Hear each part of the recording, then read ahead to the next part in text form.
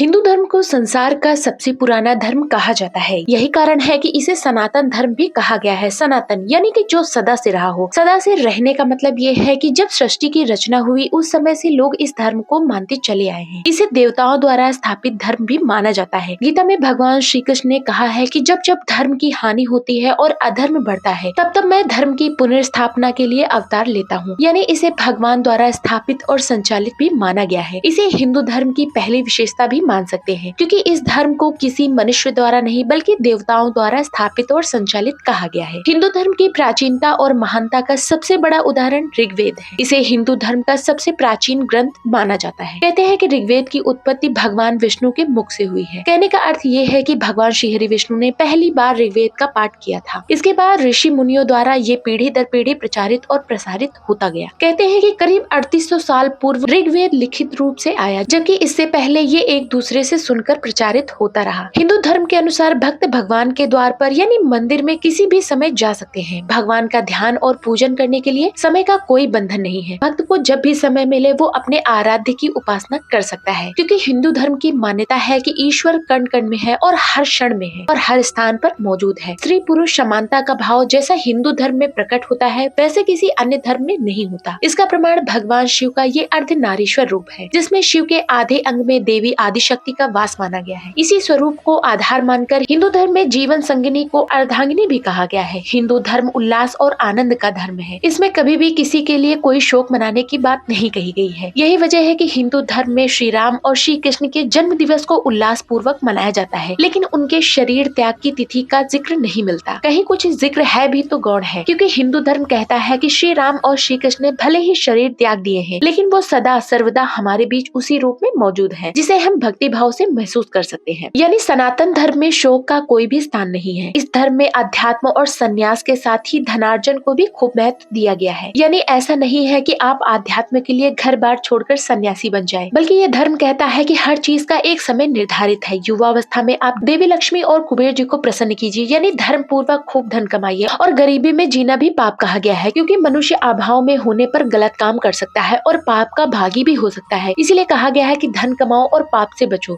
लेकिन युवावस्था ढलते ही मोह को त्याग कर आध्यात्म और संन्यास की राह पर चल पड़ो। हिंदू धर्म में चल और अचल दोनों तरह के देवताओं का जिक्र किया गया है। अचल देवता है मूर्ति रूप में विराजमान देवता, जिन्हें आप मंदिरों और घरों में पूजा स्थल में देखते हैं, जबकि चल देवता धरती पर चलने वाले हर जीव जंतु है। यानी हिंदू धर्म में हर जीव को भगवान माना गया है। गीता में इस बात का उल्लेख करते हुए भगवान श्री कृष्ण कहते हैं कि वो हर जीव में आत्मा रूप में विराजमान रहते हैं, इसीलिए सभी जीवों में मुझे देखना चाहिए, और जो ये रहस्य जान लेता है वो पाप से मुक्त हो जाता है। हिंदू धर्म ही एकमात्र ऐसा धर्म है जिसमें 33 कोटि देवी देवताओं का जिक्र किया गया है। अन्य किसी भी धर्म में इतनी बड़ी संख्या में देवी देवताओं का जिक्र नहीं है। हिंदू धर्म में मृत्यु को भी देवता माना गया है। यमराज को जीवों के प्राणों को हरने वाला और भगवान शिव को संहार और प्रलय करने वाला कहा गया है। बावजूद इसके इन्हें देव और महादेव भी कहा जाता है। यानी हिंदू धर्म ही एकमात्र ऐसा धर्म है जिसमें मारक को भी पूजनीय माना गया है। इसके प्रति आदर का भाव प्रकट किया जाता है। इसकी वजह यह है कि हिंदू धर्म में मृत्यु को मुक्ति का मार्ग माना गया है। हिंदू धर्म सभी धर्मों में लचीला माना गया है। इसका एक उदाहरण यह है कि इसमें काम भाव को भी महत्व दिया गया है और इसे आवश्यक बताया गया है। यही वजह है कि इस धर्म में काम के देवता कामदेव मौजूद है, लेकिन कामुकता को बुरा माना गया है। यही वजह है कि एक तरफ कामदेव को कामातुर दिखाया गया है तो दूसरी ओर भगवान शिव को उसे भस्म करते हुए दिखाया गया है। यानी सृष्टि संचालन के लिए काम आवश्यक है, लेकिन जब ये अति होने लगे तो इसका अंत होना जरूरी है। दोस्तों, ये थे सनातन धर्म से जुड़े कुछ ऐसे इंटरेस्टिंग फैक्ट जिसके बारे में बहुत कम लोग जानते होंगे। उम्मीद करती हूँ आप सबको हमारा ये वीडियो पसंद आया होगा। वीडियो पसंद आया हो तो वीडियो को लाइक कीजिएगा और ज्यादा से ज्यादा शेयर कीजिएगा। साथ ही ऐसी और ज्ञानवर्धक वीडियोस के लिए हमारे चैनल को भी सब्सक्राइब कर लीजिएगा। वीडियो देखने के लिए धन्यवाद।